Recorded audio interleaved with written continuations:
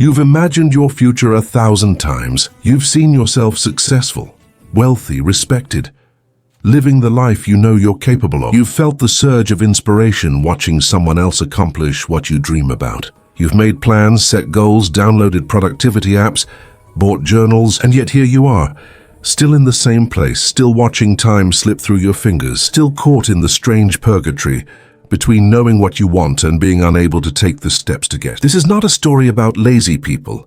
Lazy people don't dream. Lazy people don't feel the gnawing dissatisfaction that keeps you awake at 3 in the morning. This is about something far more dangerous, far more painful, and far more common than anyone wants to admit. This is about the psychology of people who are ambitious but paralyzed. People who want everything but do nothing. People who are trapped in a prison built entirely from their own mind. What you're about to understand will fundamentally change how you see yourself, your patterns. This is not motivation.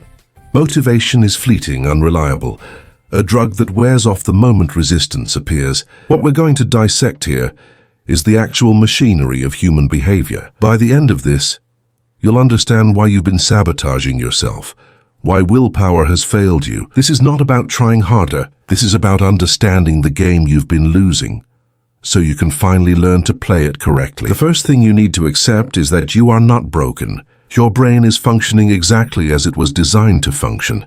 For hundreds of thousands of years, human survival depended on one simple principle. Your ancestors who were too ambitious, too willing to take risks, the ones who made it were the ones who chose the safe path, who avoided the unknown. That same operating system is running in your skull right now. When you think about starting that project, applying for that job, launching that business, posting that video, not physical danger, but social danger, ego danger, the danger of failure and judgment, and the confirmation. Your brain releases cortisol, the stress hormone. It tightens your chest, it fills your mind with doubt, and simultaneously, it offers you an escape. It shows you your phone, a video to watch, a snack to eat, a conversation to have. When you take that escape, when you scroll instead of work, when you distract instead of create, you feel better. The tension dissolves and your brain learns. It learns that avoidance equals relief. It learns that procrastination equals pleasure. It learns that the dream can stay a dream, safe and perfect in your imagination. This is not weakness. This is neuroscience. This is the default setting. And if you want to override it, you need to stop waiting for the feeling of readiness and start understanding. This is where most people make the fatal mistake. They believe that successful people are successful because they feel motivated. They watch someone accomplished, and they assume that person wakes up every day burning with desire. This is a complete illusion. Motivation is a result, not a cause. Motivation appears after action, not before it.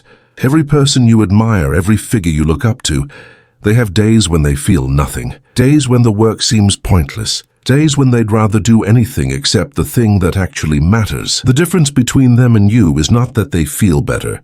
The difference is that they've built a system that moves them forward regardless of how they feel. They've accepted that emotions are irrelevant. They've trained themselves to separate identity from emotion and to act in alignment with their goals even. Discipline is not something you're born with.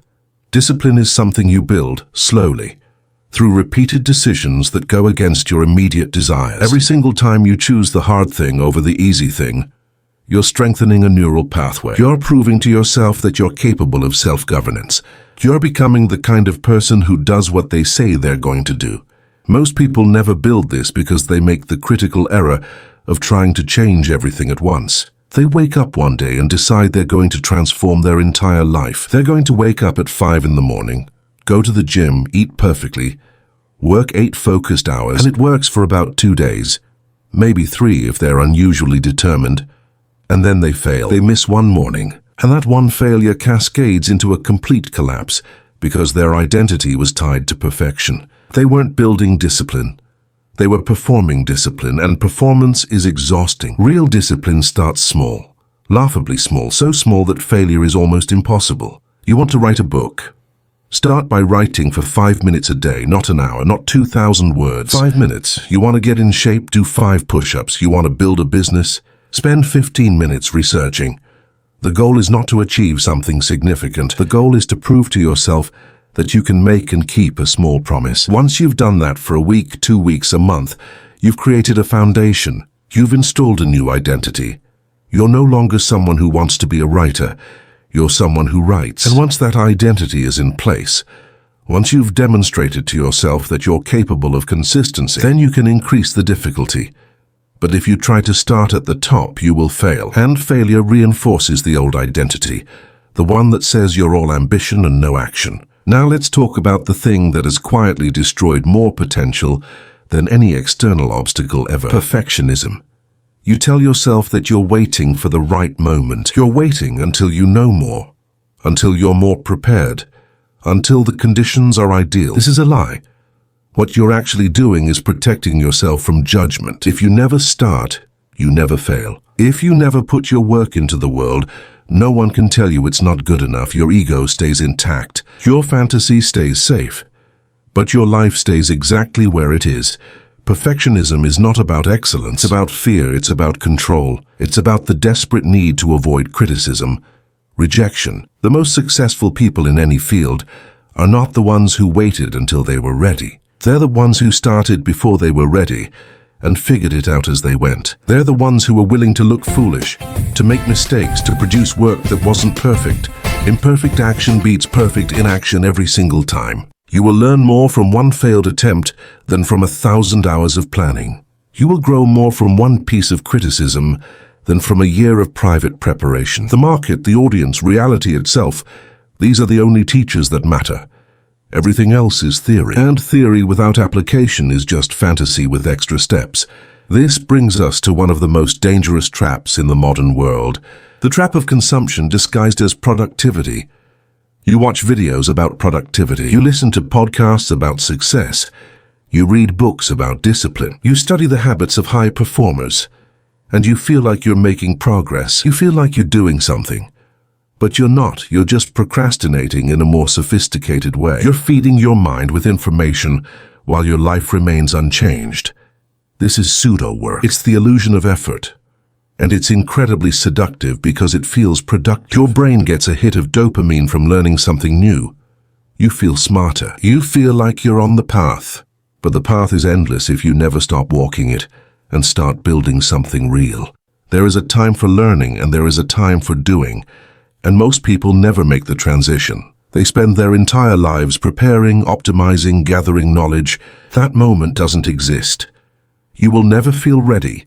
You will never have all the answers. You will never eliminate all the risk. At some point you have to close the tab, put down the book, stop watching the video and do the thing. Even if it's messy, even if it's imperfect, even if you have no idea what you're doing. Because the only way to get good at something is to be bad at it first. And the only way to be bad at it is to start. Your environment is either supporting your goals or sabotaging them. There is no neutral. If your phone is next to your bed, you will check it first thing in the morning. If your workspace is cluttered, your mind will be cluttered. If your fridge is full of junk food, you will eat junk food. Willpower is a finite resource. It depletes throughout the day. And every time you resist a temptation, you're draining that resource. The smartest people don't rely on willpower. They design their environment so that the default option is the right option. They remove friction from good behaviors and add friction to bad ones. They make it easier to do the work than to avoid it. This is not about motivation.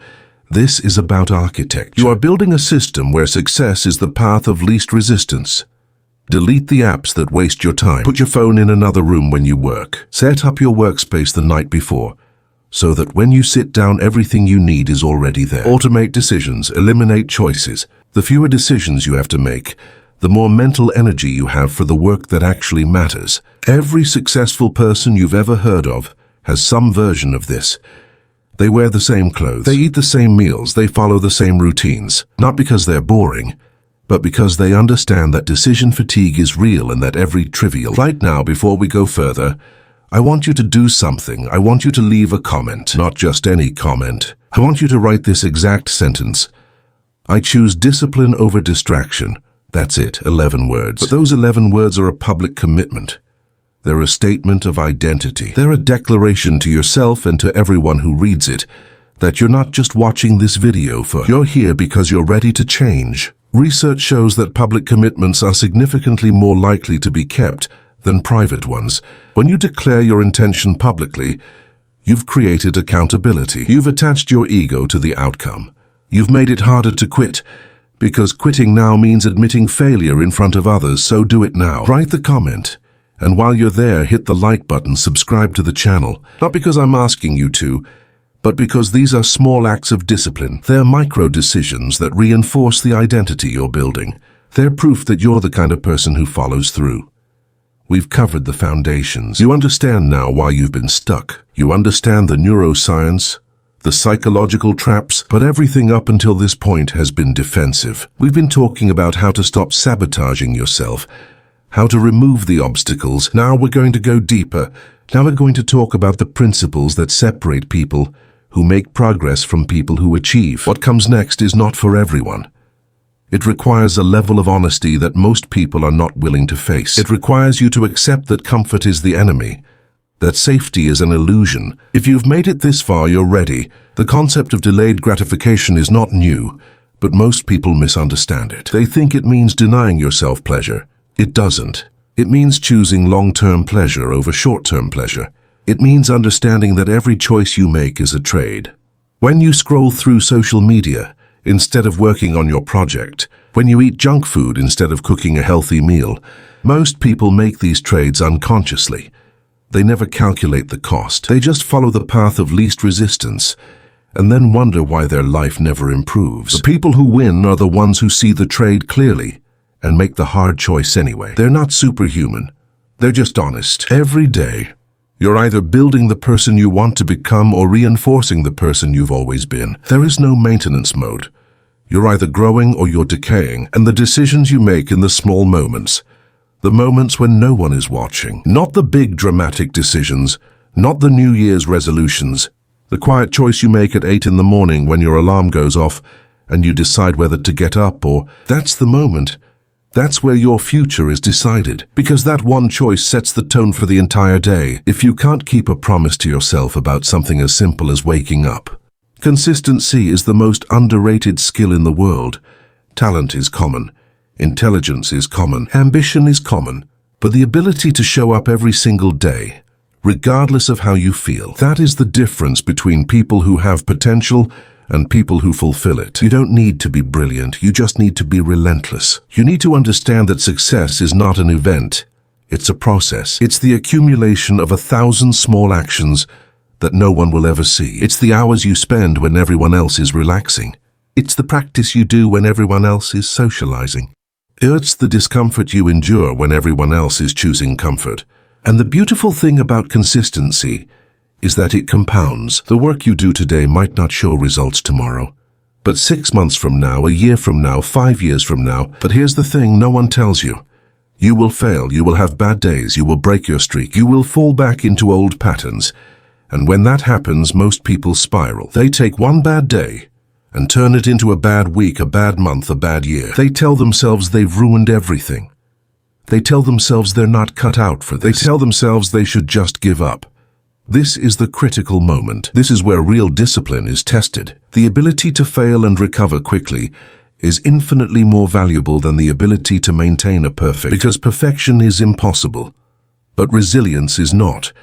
When you mess up, and you will, you have one job. Forgive yourself immediately and get back on track the next day. Not next week, not next Monday, the next day. One bad meal doesn't make you unhealthy.